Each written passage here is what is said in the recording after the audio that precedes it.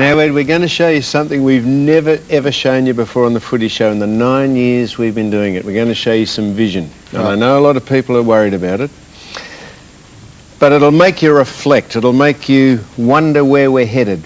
Is it worth saving the clubs? Is it worth paying $500 million for a consortium to show football? Is it worth buying a pay TV licence to watch, well, ads as a matter of fact, but and to watch AFL football? Why are we paying to watch ads these days on pay TV?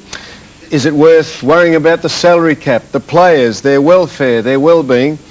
And it's about the managers who do a fantastic job. A bunch of blokes who insist on involving themselves and having an influence and a significance and imposing their will on a game that doesn't need to have it done. And it's about two incidents.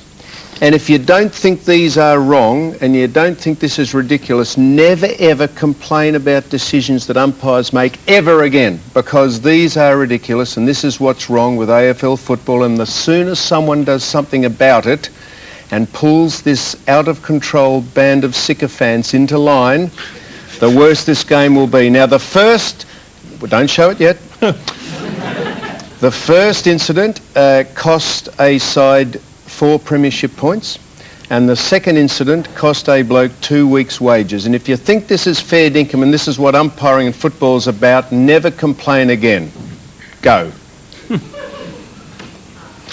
Now this is where a goal was kicked by the Swans. For that incident there, that was reversed, and this is an incident where a man obviously got in the way, changed his decision after he saw the video, and that bloke was rubbed out for 2 weeks. They are the two of the most ridiculous umpiring and decisions made by a judiciary I've ever seen, and if you put up with that, you'll put up with anything, so don't whinge ever again if you don't think they're wrong. That is just ridiculous. Boys, some thoughts?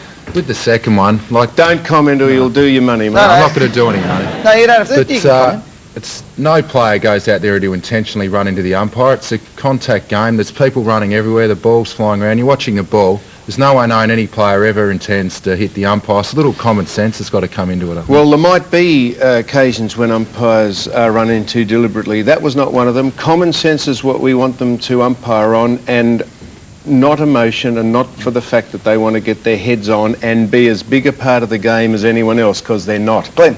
Well, at the risk, Sam, of embarrassing a former teammate of mine, Adam White, and I hope you're not watching in this instance, Adam. He'll see it. He may see it.